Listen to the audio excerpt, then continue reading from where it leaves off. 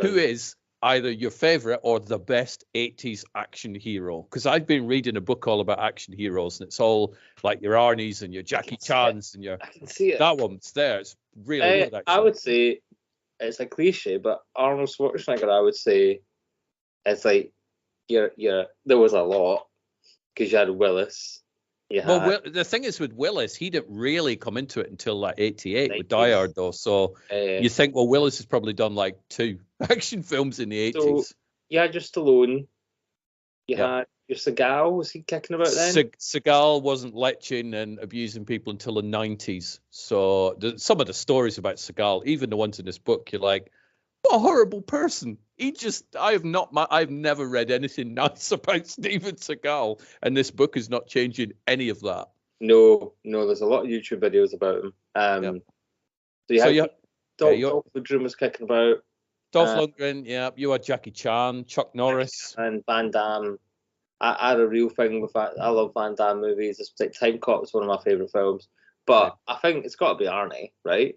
I think it's either Arnie or Stallone. See, I would make a little bit of a tiny case for Harrison Ford, to be fair.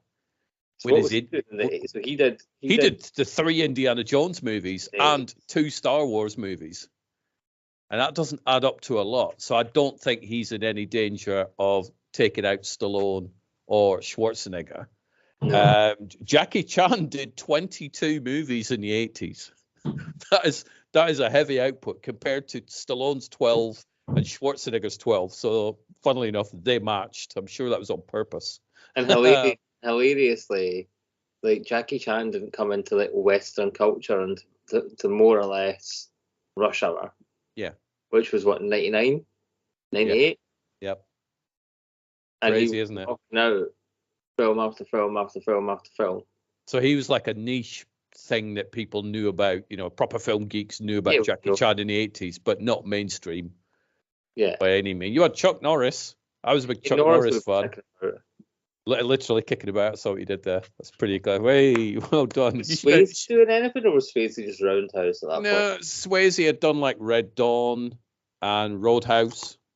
It was 1889, I think that came out. So he'd done a few bits. But it's definitely... But he wasn't a real action star, let's be honest. It's got to be between Stallone and Schwarzenegger, I think. See, I'd make a case for Cynthia Rothrock, who, as far as I can recall, is pretty much the only woman action star of the 80s. That was going to be my volley question to you, was where were the women? Where were the women at the time? Not many. I can only think of... Weaver is like the classic callback. Well, it is, but you think, what action films did she do in the 80s? Aliens, the second one. Alien was 79. So with that's out. So you've pretty much just got Aliens. Yep. Gorillas in the Mist, I wouldn't really say it's like action. Ghostbusters 1 and 2. Ghostbusters 1 and 2. Year of Living Dangerously with Mel Gibson. There's possibly a case for Mel Gibson as well. Mad Max, Lethal Weapon 2. Yeah. Tequila Sunrise, maybe. But I think it's probably got to be between Arnie and Stallone. So you went straight to Schwarzenegger. What was your... Terminator 2. I know that was 90s. 90s, so off the table without him. You know what I mean, though? Like, I grew up on... So he do Red... No, he did Red... He did Red Sonja and Red Heat. He seemed to like films with red in the title. He did his Conan films in the 80s. 2 of them, yep. We never got King Conan. No. We got twins, I suppose. We got, let's say, there's 2 Conan movies. We got 1 Terminator film. Commando, Running Man. Which they're remaking. They are, but they're going back to the book, which is quite good, which is very different from the film. So were you more of an Arnie fan growing up then? Probably.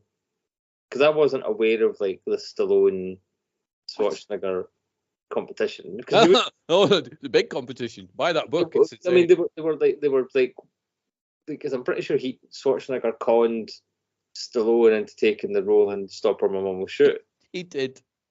Yeah, because he'd been offered the script. He's like, I'd do that. And then he said to his people, put it around town. I'm interested. I'm going to do it. And then Stallone's people went, what? He's going to do it? I'm going to do it. And Stallone jumped aboard, and Arnie was sat in his house going, laughing his head off. But there was things like the rivalry was insane, and apparently it all started in the late 70s or the mid 70s or late 70s, whatever, between Rocky and I can't remember which film that Arnie had done, but they were up for awards.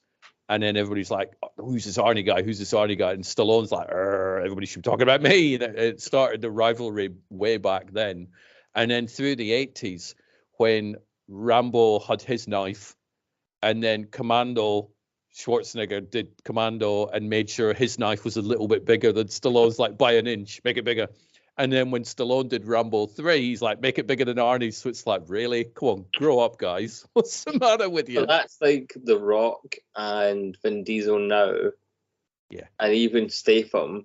They've got in their contracts that they all have to get an equal number of punches into the other on screen. Yep. It's madness, isn't it? But it wasn't until... oh my God, what's it called? You just watched the fourth one. That Stallone did. Expendables. Yeah. It wasn't until Expendables 1 and 2 that you finally got Bruce Willis, Sylvester Stallone, and Arnie together. Yeah. Which is wild to think it took that long. Because they'd been trying for years. I think it was a film way back called Sergeant Rock, which never became a thing, but they were trying to put them together then.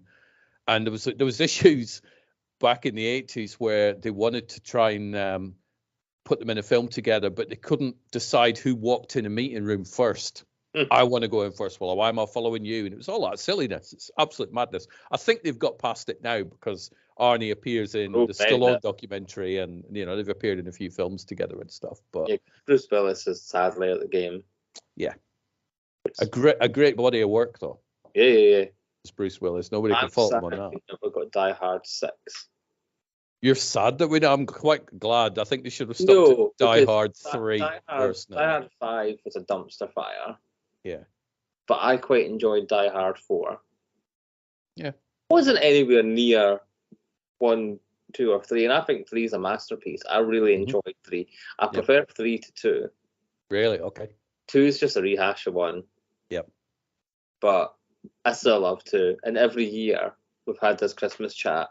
I'll either watch Die Hard 1 or Die Hard 2, depending a year in, year out. So this year it's back to Die Hard. Yep. But I think they should have given redemption to the Die Hard films, and it should have been like John McClane's last day. But it should have flashed back to, they could have cast a younger Bruce and had his first case and tie it to that. Yeah. And I think that would have been really neat. And they could have cast Joseph Gordon-Levitt. Yeah, that would have worked. Yeah, definitely. So you're going. I'm sad that never happened. I thought that would have been because they could have got the daughter, the son, and the mum back. Yep. That's what I think. Not to be, unfortunately. Yep. So is Arnie miles ahead of Stallone in your opinion? For you? No. Or just? No, just because it's hard because their movies are very similar. Certainly around the mid-80s when you're Commando and you're Rambo and all that sort of stuff. We're also forgetting Eddie Murphy. We are, yep. We had a couple of Beverly Hills Cops, and then 1 and 2. He had those. 48 Hours, another 48 Hours. Yeah. So he was up there too. Don't forget Best Defense with Dudley Moore. Everybody forgets. Was it Eddie Murphy that was added in last minute, or was it Dudley Moore who was added in last minute? I don't know. I may have to look into that. They added in. That's a movie where nothing happens. Yep. I love Dudley Moore. So do I. There's your action star from the 80s. Dudley Moore. Yeah, never mind Schwarzenegger and Stallone and Chuck Norris. And I think it is a shame that there is only one action hero, though, who pretty much wasn't even cinematic. I think a lot of Cynthia Rothrock's films went straight to VHS and stuff, which is where I watched one. I watched one the other night called Righting Wrongs from 1985. Right. It was great. She was awesome in it. I think it was one of her early films, and it was awesome. It was fun, but there were no other women action heroes. I mean, some people go, oh, Linda Hamilton. You think, well, you've done like one. She didn't the want first that Terminator, because the second one was the 90s. And she wasn't really badass in Terminator 1. No, until the end. To the end, and then When she pushed the button. Yeah. And in Terminator 2, she's amazing. Yeah. So where's the documentary in Cynthia? Where's the story? I did an article on my website probably a year or two ago going, what happened to Cynthia Roth? Because I don't know if you're the same, but you'll be watching a film or reading a book and you'll be like, what happened to them? And I thought, I'm just going to see what happened to Cynthia Rothrock. She's still been making loads and loads of movies, and she's still making them now. She's doing one now called Black Creek, I think it's called. So she's all over social media, and she's got her own YouTube channel, and so she's still out there. So I was very happy with that. It's just her films just never really crossed my radar for some reason. It didn't have the good release that she should. But the good thing now is that you can find them. Yeah. Like, as long as these films haven't been sold off to history, they're still out there, which is good. And she did, how many did she do? She did 14. No, 14? No, 11. She did 11 in the 80s.